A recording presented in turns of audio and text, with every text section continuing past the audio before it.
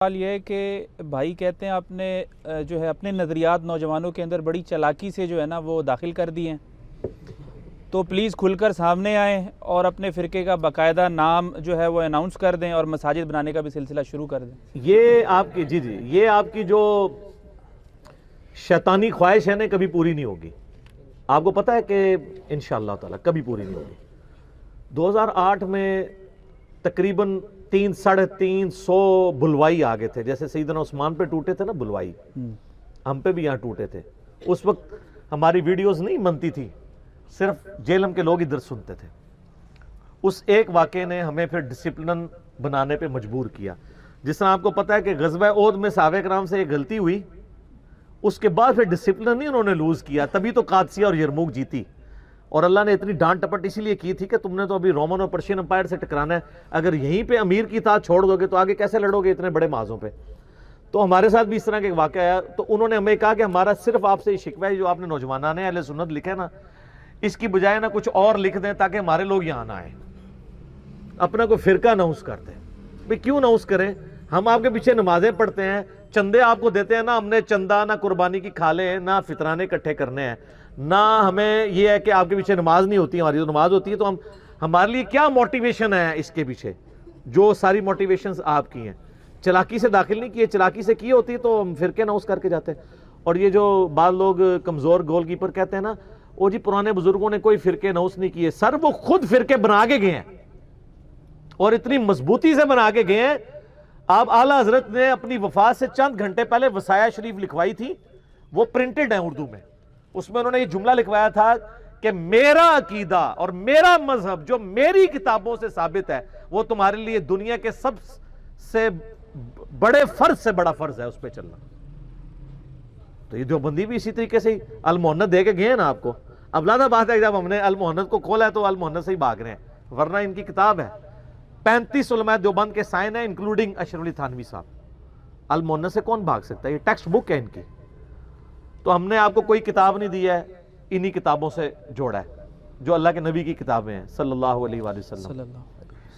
کوئی نیا فرقہ لانچ نہیں کیا، کوئی نئی کتاب نہیں لکھی، ریسرچ پیپرز بھی لکھے ہیں، نیچے ہم نے ڈبل پیسے لگا کے کلرڈ پرنٹنگ کیا تاکہ کوئی اندھا بھی پڑھ سکے کہ ریڈ کلر میں آپ کو حدیث کا نمبر پڑھا جائے اور بلیک میں آپ کو اس کی رائٹنگ اور نمبر آپ چیک کریں نا۔ میری تو اپنی کوئی بات ہی نہیں ہے، تو ہم نے کوئی کتاب آپ کے حوالے نہیں کی، ہمارے تو حوالے ہوتے ہیں بخاری میں ہے، مسلم میں، ابو داؤد میں ہے، حاکم میں ہے، ٹھیک ہے جی، الموطا امام مالک میں یہ ریفرنس۔ تو ہم نے کوئی فرقہ اناؤنس نہیں کیا، آپ بے فکر رہیں۔ یہ آپ کی جو شیطانی خواہش ہے کبھی پوری نہیں ہونے دیں گے، اس لیے کہ ہم ساروں کو مسلمان سمجھتے ہیں اور ہمارا ذریعہ معاش یہ نہیں ہے کہ ہم لوگوں سے چندے ہتھیائیں، اس لیے ہماری ضرورت نہیں ہے فرقے بنانا۔ فرقے بنانا آپ لوگوں کی ضرورت ہے۔ اور آپ کو حیرانگی والی بات بتاؤں میں کہ پاکستان میں کوئی مسجد بغیر فرقے کے نام کے رجسٹر نہیں ہو سکتی جی۔ وہ باقاعدہ آپ سے کہتے ہیں جناب کہ جی وہ آپ بتائیں آپ کا فرقہ کون سا ہے۔ یہ اکیڈمی بڑی مصیبت سے ہم نے جو ہے وہ رجسٹر کرائی ہے، اور ہم نے کہا آپ لکھ دیں مسلمان۔ انہوں نے کہا جی مسلمان کی ہوندہ ہے؟ اے خدمات نے بزرگان دین دیاں کہ یہ پتہ ہی نہیں ہے کہ مسلمان کیا ہوتا ہے، یہ لوگوں کو بتانا پڑ رہا ہے، اور پھر کہتے ہیں ہم مسلمان ہی ہیں۔ ہم جب مسلم کی بات کرتے ہیں آگے سے چھڑ جاتے ہیں۔ صحیح مسلم میں حدیث ہے کہ ہفتے میں ایک دن غسل کرنا ہر مسلم پہ فرض ہے جس میں وہ اپنے جسم کا میل دھوئے، اور بخاری مسلم میں اشارہ ملتا ہے اس حوالے سے کہ جمعے والے دن آپ کریں تو افضل ہے، جمعے کے علاوہ بھی آپ لے سکتے ہیں ایک غسل۔ وہاں تو نہیں ہے بریلوی دیوبندی اہل حدیث شیعہ پہ واجب ہے، نہیں، قطعاً نہیں ایسا، تو لوگوں نے خود سے بنائی ہوئی یہ چیزیں۔ اور میں اس میں ایک عرض کروں، ایک بڑی مزے کی چیز جو میں اکثر پیش کرتا ہوں، آپ کو پتہ ہے نا وہ صحیح مسلم شریف میں حدیث ہے کہ نبی علیہ السلام نے فرمایا کہ قرب قیامت میں اگر کوئی یہودی کسی پتھر کے پیچھے بھی چھپا ہوگا نا تو اس کے پیچھے سے بھی وہ پتھر بھی بولے گا میرے پیچھے یہودی ہے۔ یعنی یہ میدان جنگ کی بات ہو رہی، یہ نہیں ہے کہ جو یہودی ملے اسے کاٹ دو، میدان جنگ میں۔ تو نبی علیہ السلام نے فرمایا کہ ایک درخت ہے غرقد کا درخت، جو ان کی حفاظت کرے گا وہ نہیں بولے گا، باقی سب بولیں گے، اور اس میں الفاظ ہیں ایھا المسلم، اے مسلم میرے پیچھے یہودی سے کاٹ دے۔ پھر کوئی جائے گا تو ہی نہیں، یہ جی پھر تو کوئی جائے گا ہی نہیں۔ ہاں ظاہر ہے وہ کہیں گے انجینئر صاحب کی کوئی ویڈیو لگی ہوئی ہے پیچھے، اے مسلم مسلم کہہ رہا ہے. تو ویسے جو ادھر تک پہنچ چکا ہوگا نا میدان جنگ میں، وہ ویڈیو سننے والا ہی ہوگا، اس کو پتہ چل جائے گا کہ ساڈی آواز ہے. اس تک بریلویت دیوبندیت اہل حدیث شیعت ختم ہو چکی ہوگی انشاءاللہ. آپ دیکھ نہیں رہے، منہ چھپاتے پھر رہے ہیں. کئی مفتی ہیں جو ہم سے گلا کرتے ہیں کہ مجھے دیوبندی نہ کہا کریں. آپ کے وہ کراچی کے مفتی صاحب ہیں، انہوں نے کہا کہ میری تصویر بھی نہ لگایا کریں، مجھے دیوبندی نہ کہا کریں. بڑی اچھی بات ہے. ہم نے اس دن سے ان کی تصویریں لگانا چھوڑ دی ہیں تھم نیلز کے اوپر، اور ان کو بھی اب آرام ہے. آپ دیکھ رہے ہیں کوئی کلپ نہیں ان کا آ رہا، کیونکہ ان کو پتہ چل گیا ہے کہ جی کلپ آئے گا تو پھر مشین پہ چڑھ جاؤں گا. تو ایک بار یعنی ان کو اندازہ ہو گیا. یہاں لوگ کہتے ہیں کہ جناب یہ خام خواہ انجینئر صاحب کو چھیڑ کے تو خود تو مشین پہ چڑھتے ہیں، ہم تو ڈوبے ہیں صنم، تو ہمیں بھی لے ڈوبیں گے، ہمیں بھی چڑھوا دیتے ہیں مشین کے اوپر. تو آپ بے فکر انشاءاللہ کوئی فرقہ لانچ نہیں ہوگا. آپ کی یہ شیطانی خواہش کبھی پوری نہیں ہوگی. نبی علیہ السلام نے ہمیں مسلم کے طور پہ تعلیمات دی ہیں قرآن کے ذریعے، ہم اسی پہ قائم ہیں انشاءاللہ. اگلا سوال بھی اسی سے ریلیونٹ ہے علی بھائی کہ قرآن تو بانگ دہل یہ کہتا ہے کہ فَاسْأَلُوا أَهْلَ الذِّكْرِ إِن كُنتُمْ لَا تَعْلَمُونَ. جی ہاں جی. اور فی الوقت آپ کی زندگی کا بدترین مقصد یہ ہے کہ لوگوں کو نہ صرف علماء کرام سے جو ہے متنفر کیا جائے، بلکہ ان کی مجالس سے بھی کم و بیش ہمیشہ کے لیے دوری کر دیا ہے. جب کہ آپ نے بھی قرآن کی آیت خود بھی پڑھی، هل يستوي الذين يعلمون والذين لا يعلمون، اس کے باوجود آپ یہ کر رہے ہیں. میرے بھائی فَاسْأَلُوا أَهْلَ الذِّكْرِ إِن كُنتُمْ لَا تَعْلَمُونَ میں کیا ہے کہ اہل علم سے یہ پوچھو کہ بابے کیا فرماتے ہیں. اہل علم سے جا کے کیا پوچھنا ہے ہم نے؟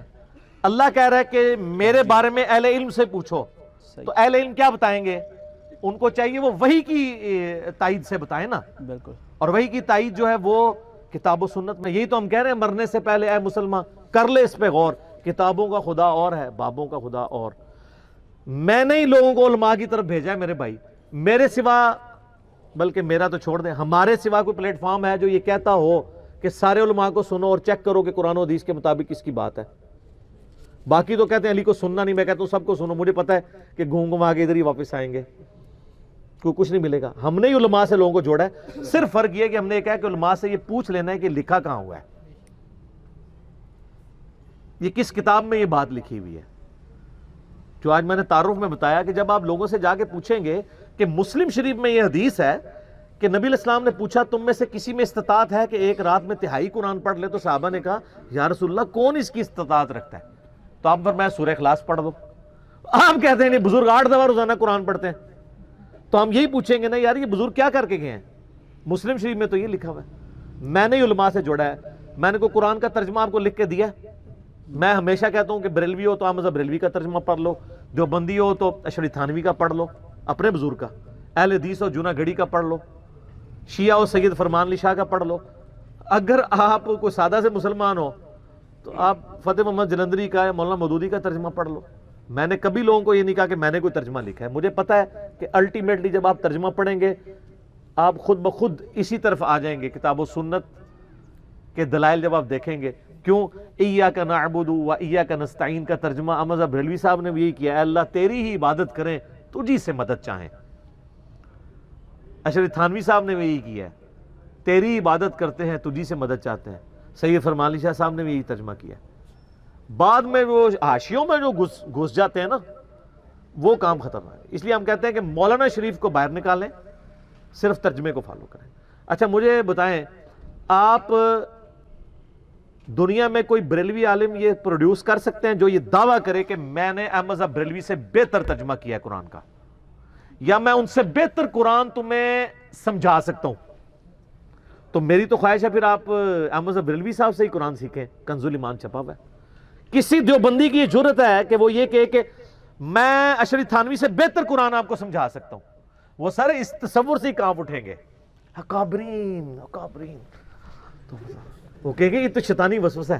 تو میں اسی تو کہہ رہا ہوں کہ چھوڑیں ان کو، آپ ان کا ترجمہ پڑھیں جنہوں نے آپ کی زبان میں کیا. یقیناً پیسے کمانے کے لیے نہیں کیا، امت کے لیے کیا ہے، امت کی خدمت کے لیے، اسی لیے کیا ہے نا. ان کو تو عربی آتی تھی. اشعری تھانوی صاحب کو ترجمہ کرنے کی ضرورت تھی؟ احمد بریلوی صاحب کی اتنی فصیح عربی تھی، ان کو ضرورت تھی ترجمہ کرنے؟ آپ کے لیے کیا ہے. ہم آپ کو آپ کے علماء سے ہی جوڑتے ہیں, آپ کہتے ہیں علماء سے بغیر ہے. ہاں الٹیمیٹلی آپ بھاگ جاتے ہیں, اس لیے کہ جب آپ ترجمے سے جڑتے ہیں تو آپ کہتے ہیں یہ ہمیں تو یہ کہہ رہا ہے, خود تو اس کا عمل ہی نہیں تھا اس کے اوپر. تو وہ پھر آپ, میں اس میں کچھ بھی نہیں آپ کے لیے کر سکتا. میں آپ کو یہی کہہ سکتا ہوں, مرنے سے پہلے اے مسلمان کر لے اس پہ غور. کتابوں کا خدا اور ہے, بابوں کا خدا اور جب یہ غور کرو گے تو تمہارے اندر سے آواز نکلے گی کیا, کہ نہ میں وہابی, نہ میں بابی, میں ہوں مسلم علمی کتابی. ٹھیک ہے, علماء سے پوچھیں, بلکہ کہتا پوچھو ہی نہ علماء نو کہ کتے لکھے ہے. جانوروں کی طرح سامنے نہ بیٹھ جائے کریں. قرآن نے کہا نا جو اپنی عقل استعمال نہیں کرتے, سورۃ الاعراف میں اولئک کالانعام بل ہم اضل 179 الاعراف, جو اپنی عقل آنکھ کان استعمال نہیں کرتے یہ جانوروں کی مانند ہے بلکہ اس سے بدتر ہیں. تو آپ اس طرح جو ہے ٹگے بن کے سامنے نہ بیٹھا کرو. جو تو کوئی اچھا لوگ جمعے پڑھ کے آتے ہیں نا, اتوار والے دن آ کے میرا دماغ چاٹتے ہیں, او جی ساڑھے مولوی صاحب نے بڑی آج اس دفعہ جی بڑی عجیب گل کیتی ہے. محمود صاحب بھی آ کے منو کہہ رہے ہوتے ہیں, میں پوچھنا چاہتا مولوی صاحب نے کیوں نہیں پوچھتے, وہ نہیں ہوتے. تو سر ساری دنیا کا رونا میرے آگے رونا ہے, آپ بھی چیخیں. ہر گلی سے ایک انجینئر نکلنا چاہیے, تو تبھی یہ تبدیلی آئے گی نا. تو آپ لیکن مولویوں سے پنگا نہیں لینا, صرف ان سے سوال کرنا ہے, خاموش ہو جائیں, یا کسی ایکسٹرا جوڈیشل ایکٹیویٹی کی طرف مائل ہو تو کہ سوری سر گستاخی ہوگی, اور ان کو چھوڑ کے عوام پہ محنت کریں. وہ ہمارے شہزاد بھائی والی بات ہے کہ تقریر کرتے ہیں باہر ممبر پہ, جب کوئی سوال پوچھ لے کہتے ہیں آپ اندر کمرے میں ذرا تشریف لے آئیں, اندر ہم تو پھر تھوڑی عزت افزائی کرتے ہیں. تقریراں کرتے ہیں باہر تو جواب دے دینے اندر. تو ہم نے اسی لیے فورم چھوڑ دیا ہے. ہم اپنا مقدمہ عوام کی عدالت میں رکھ رہے ہیں اور عوام قبول کرے گی. یہ بھی اپنا مقدمہ عوام کی عدالت میں رکھیں تو لوگ جب کلپ دیکھیں گے کہ ایک طرف ایک بندہ وہ ہے جو کتاب و سنت سے دلائل پیش کر رہا ہے, اور دوسری طرف بندہ وہ ہے جو کہتا ہے انجینئر محمد علی مرزا کو کیا پتا کہ بابا کیا چیز ہوتی ہے, بابا اپنے جہان میں ایک چیز ہوتی ہے. تو سر لوگوں کو پتا چل جائے گا کہ انہوں نے یہ بھی پتا لگ جائے گا کہ تو کیا چیز ہے. ٹھیک ہے, ٹھیک ہو گیا. تو وہ پھر آپ دیکھ لیں کدھر کدھر کلباسیاں کھاتے کھاتے کدھر گریں گے. تصوف بھی ان کو ہم نے پڑھائی ہے کہ بھائی یہ دیکھو, تصوف میں بھی یہ چیز نہیں ہے جو آپ کلیم کر رہے تھے کہ مولا علی کا مرید ہے بایزید بستامی. کہتے ہیں نہیں وہ امام جعفر کا ہے, وہ بھی نہیں نکلیا. اور میں تو اگے جواب نہیں آنا, کیونکہ سلسلہ نقشبندیہ ہے ہی یہ ہے, یہ ریٹن میں ہے کہ امام جعفر جو ہے وہ مرید ہے, وہ پیر ہے بایزید کے. اس کا سلوشن کوئی نہیں ہے. اس کا سلوشن صرف یہی ہے کہ وہ قبر تے جا کے بیعت ہوئے سن. او میں پھر کیا مسلم شریف بھی چاہے جنگ صفین دے ہوتے تابعین نے کہا کہ جی ابن مسعود آئے تھے صفین پہ حدیث بیان کی, انہوں نے کہا ابن مسعود قبر سے نکل کے آگے تھے. جنگ صفین تو 37 ہجری میں ہو رہی ہے اور ابن مسعود 33 ہجری میں 4 سال پہلے فوت ہو گئے ہیں. وہ تو 4 سال بعد قبر سے نکلنا نہیں مان رہے, یہ کہہ رہے 40 سال بعد نکلے نے. کہانی اچھا میری کسی سے کوئی دشمنی نہیں میرے بھائی, اور آپ کو میں بتاؤں مجھے نجی محفلوں میں علیحدہ سے میرے ساتھ سب علماء اچھے طریقے سے پیش آتے ہیں. وہ کہتے ہیں ہمارا کمپٹیٹر ہی نہیں ہے, کیونکہ نہ اس نے ہماری کوئی مسجد تھیائی, نہ اس نے کوئی مدرسہ تھیایا, نہ کوئی چندہ تھیایا. تو ٹھیک ہے لگا ہوا ہے تو بھونکتا رہے, ہمیں کیا فرق پڑتا ہے. اگر کوئی رفع دین کر رہا ہے تو پیچھے مارے ہی کھڑا ہے نا, چندہ ہمیں ہی دے گا نا. ہاں ورنہ اگر میں یہ کام شروع کر دوں جو آپ یہ خطرناک مجھے مشورے دے رہے ہیں مسجدیں بناؤ, تو یہ جناب آپ سوچ نہیں سکتے کتنا یہ وائلنٹ ہوں گے. ہمیں یہ ضرورت نہیں ہے. یہ مسجدیں ہماری مسجدیں بنیں گی انشاءاللہ. یہ یورپ اور امریکہ میں نے بہت پہلے یہ آپ کو پریڈکشن کی تھی کہ یورپ اور امریکہ میں ٹرو ڈیموکریسی ہے نا, وہاں ان کو یہی خطرہ پڑا ہوا ہے جتنی تیزی سے اسلام پھیل رہا ہے نا, ٹرو ڈیموکریسی کی وجہ سے جب مسلمانوں کی تعداد ہم سے زیادہ ہو جائے گی آٹومیٹکلی یونائٹڈ اسٹیٹ مسلمانوں کا ملک بن جائے گا انشاءاللہ.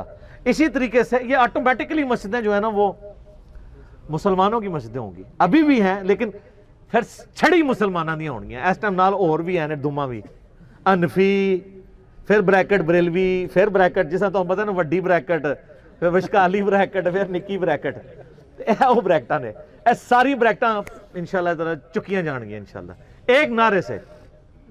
اچھا یہ میدان عمل کا نعرہ جو ہے نا، پلیز آج کل آپ یہ نعرہ جو ہے نا وہ اس طرف شفٹ کریں کہ مرنے سے پہلے اے مسلمان کر لے اس پہ غور، کتابوں کا خدا اور ہے، بابوں کا خدا اور.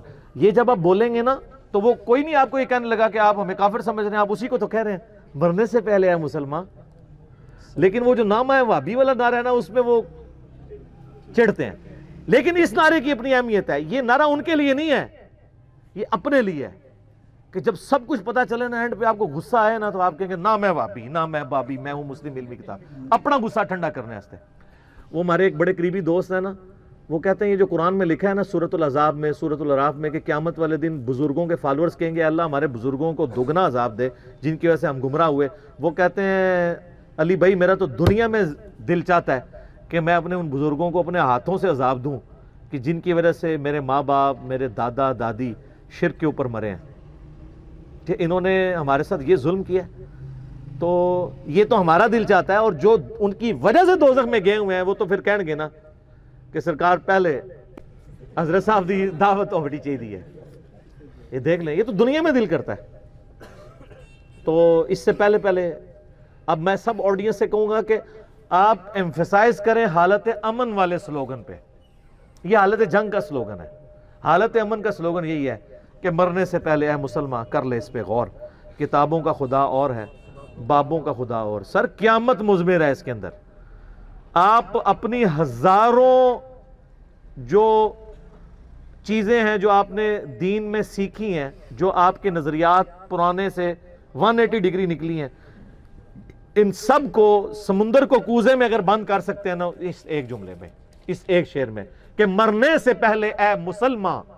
یہ مسلمان نہیں ہے، نون اڑی ہوئی ہے، غنہ ہے، غننے والا ہے. کر لے اس پہ غور، کتابوں کا خدا اور ہے، بابوں کا خدا اور. مغرب کی اذانیں شروع ہوا چاہتی ہیں.